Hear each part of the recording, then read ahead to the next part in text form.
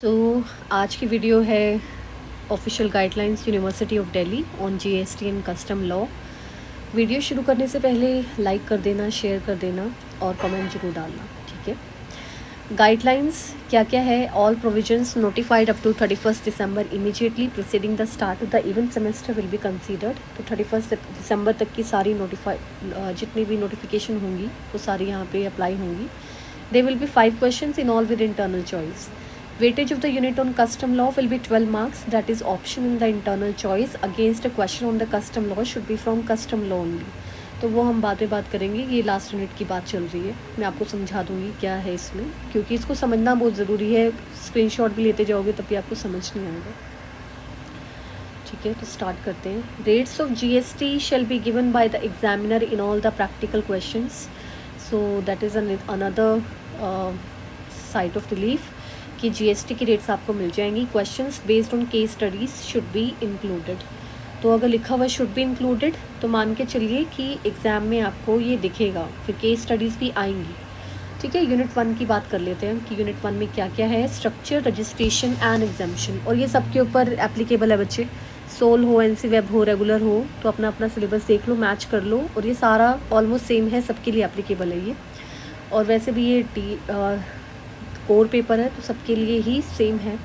Constitutional framework of indirect taxes before GST, rational for GST, structure of GST, SGST, CGST, UTGST, IGST, GST council, GST network and state compensation mechanism, registration, exemption from GST. अब अगर हम बात करें तो ये जो सारा topic है ये सारा का सारा आपका थ्योरी है, ठीक है। तो 100% इसमें से थ्योरी आएगी, प्रैक्टिकल एग्ज़ाम तो नहीं, क्वेश्चन नहीं आने चाहिए। फिर भी हम एक बार रीड कर लेते हैं नीचे क्या क्या गिवन है। Guidelines, the constitutional framework of indirect taxes before GST is to be covered briefly. तो constitutional framework of indirect taxes, क्योंकि कई बुक में आप देखोगे तो 2-2 पेज के दिए हुए, ये 2-2 3-3 पेज के, इतना नहीं करना, उसकी जिस निकालनी है समरी डालनी है, ठीक है। तो हो सकता है इसके ऊपर आपके पास क्वेश्चन आए तो समरी करेंगे बिल्कुल। 101st constitutional amendment and it's relevance should be covered. तो ये वाली जो कॉन्स्टिट्यूशनल अमेंडमेंट है ना, ये ज़रूर करके जाना, ये इंक्लूड करनी है। In respect of provisions on registration, emphasis should be on laid on liability to register, section 20 to 27 along with rule 10। A practical question on registration, अब यहाँ पे प्रैक्टिकल क्वेश्चन की बात चल रही है। Practical question on registration and aggregate turnover may be asked. Provisions of amendment, cancellation of registration and revocation of cancellation of registration may be discussed very briefly.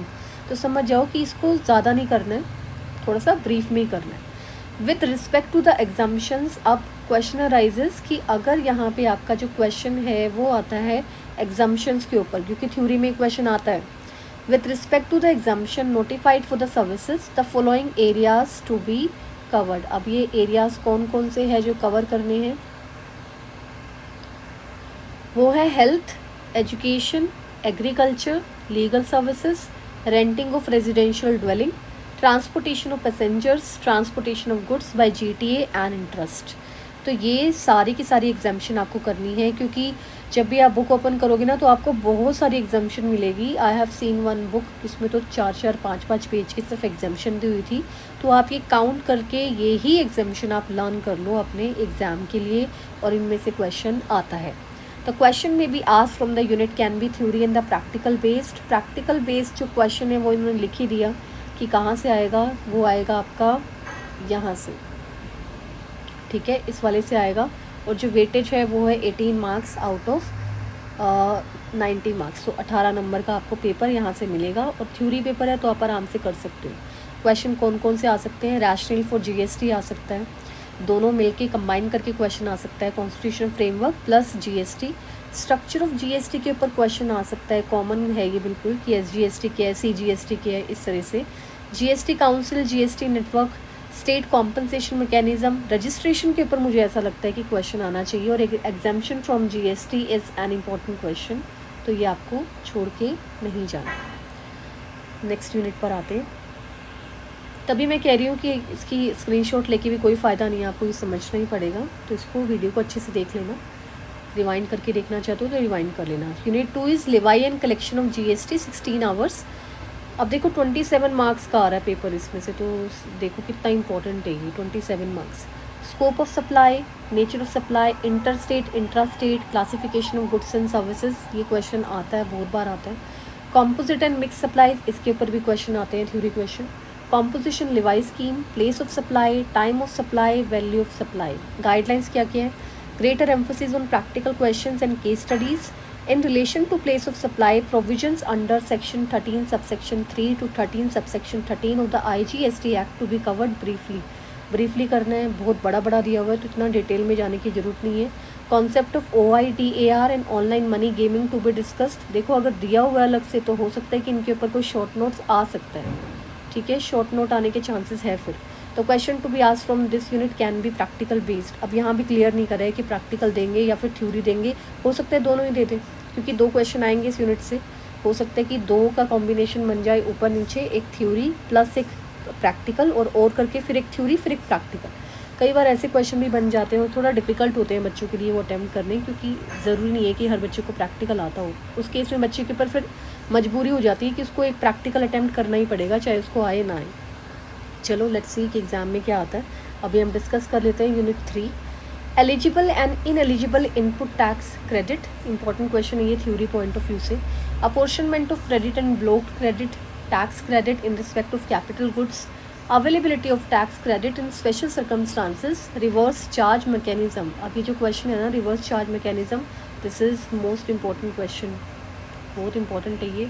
अब आएगा क्या क्या यहाँ से, गाइडलाइंस के अकॉर्डिंग अगर हम बात करें तो greater emphasis on practical question from input tax credit. और अगर आप पिछले साल के क्वेश्चन पेपर्स देखोगे, क्योंकि पहले ये कोर सब्जेक्ट नहीं होता था, DSC में था ये पेपर, तो वहाँ इनपुट टैक्स क्रेडिट के ऊपर क्वेश्चन आए हैं, practical question. Emphasis on eligibility condition, blocked credit, utilisation of ITC, apportionment of common credit for both input goods and services and capital goods to be discuss briefly. जहाँ जहाँ पे भी आपका briefly mention है ना, तो समझ लो कि वहाँ पे आपको थोड़ा ही करना है। In RCM, all the goods and services are to be covered except those relating to the transfer of development rights, FSI, lending of securities under the securities lending scheme, which will be covered in brief. अब ये brief में करने question. Again, the question to be asked from this unit can be both practical as well as theory. 18 number का है ये, और इसमें साफ साफ लिखा हुआ है कि थ्योरी भी आ सकती है, प्रैक्टिकल भी आ सकता है। प्रैक्टिकल जहाँ तक मुझे लगता है इनपुट टैक्स क्रेडिट के ऊपर आपका आना चाहिए यहाँ से। और जो अगर हम थ्योरी की बात करें तो eligible and ineligible input tax credit, reverse credit, reverse charge mechanism के ऊपर क्वेश्चन आते हैं। Tax credit in respect of capital goods के ऊपर भी क्वेश्चन आते हैं, तो ये छोड़ के नहीं जा सकते, आपको करने ही पड़ेंगे ये वाले। यूनिट 4 की बात करें, यूनिट 4 इसका लास्ट यूनिट है। Unit 4 tax invoice returns, last तो नहीं है, हाँ यूनिट 5 है ना total. Unit 4 is tax invoice returns and payment of tax. Tax invoice क्या है, क्रेडिट और डेबिट नोट्स क्या होते हैं, e-way bills, returns, payment of taxes, taxability of e-commerce. तो ये जो दिए हुए हैं 5-6 टॉपिक, ये आपको करने हैं। गाइडलाइंस क्या क्या है, गाइडलाइंस देख लेते हैं। Provisions in respect of e-way bills can be discussed in brief, तो ये ई-वे बिल्स इंपॉर्टेंट है, यहाँ से देख लो। Provision with respect to taxability of e-commerce are to be explain, तो ये क्वेश्चन इंपॉर्टेंट हो गया। इन रिस्पेक्ट ऑफ रिटर्न्स, जितने ये फॉर्म्स दिए हुए हैं ये कवर किए जाएंगे। The question to be asked from unit can be theory based, तो यहाँ चांसेस है कि थ्योरी आए, ठीक है, क्योंकि प्रैक्टिकल का नाम नहीं आया, तो यहाँ थ्योरी के आने के चांसेस ज़्यादा हैं। तो आपको यहाँ पे थ्योरी के क्वेश्चन ही करके जाने हैं। 15 मार्क्स आउट ऑफ 90 मार्क्स। कौन कौन से क्वेश्चन आ सकते हैं, टैक्स इनवॉइसेस के ऊपर आ सकते हैं, शॉर्ट नोट आ सकते हैं, क्रेडिट और डेबिट नोट, ई-वे बिल्स तो आता ही है, बहुत बार आता है, पेमेंट ऑफ टैक्सेस। मुझे इंपॉर्टेंट लगता है इसमें से टैक्सेबिलिटी ऑफ ई-कॉमर्स, तो ये करके जाना, ठीक है। लास्ट यूनिट कर लेते हैं, unit 5 custom law 4 hours, basic concept, territorial waters, high seas, types of custom duty, valuation. अब देखो ये 1 2 3 4 टॉपिक्स है जिनके ऊपर क्वेश्चन आने के पूरे चांसेस हैं। और फिर आगे देखते हैं कि इन क्वेश्चन में से कौन से क्वेश्चन करने हैं, क्योंकि ये मतलब होलसम कॉन्सेप्ट है, इसके अंदर भी टॉपिक्स हैं जो आपको करके जाने पड़ेंगे।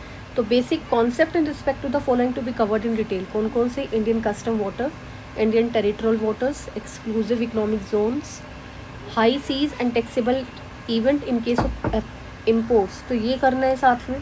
उसके बाद types of custom duties to be covered, कौन कौन सी कस्टम ड्यूटीज़ है ये देख लेते हैं। इसके ऊपर शॉर्ट नोट बहुत सारे आए हैं। Basic custom duty, anti dumping duty, safeguard duty and protective duty. तो टाइप्स ऑफ कस्टम ड्यूटीज़ में ये 1 2 3 4 5 ड्यूटीज़ करके जाना। Basic custom, anti dumping, safeguard and protective duty. उसके बाद valuation for import duty, a practical question on computation of assessable value, custom value based on transaction value में be asked. तो इन्होंने लिख ही दिया है कि यहाँ से एक प्रैक्टिकल क्वेश्चन ज़रूर आ सकता है, वो है वैल्यूएशन फॉर इम्पोर्ट ड्यूटी में।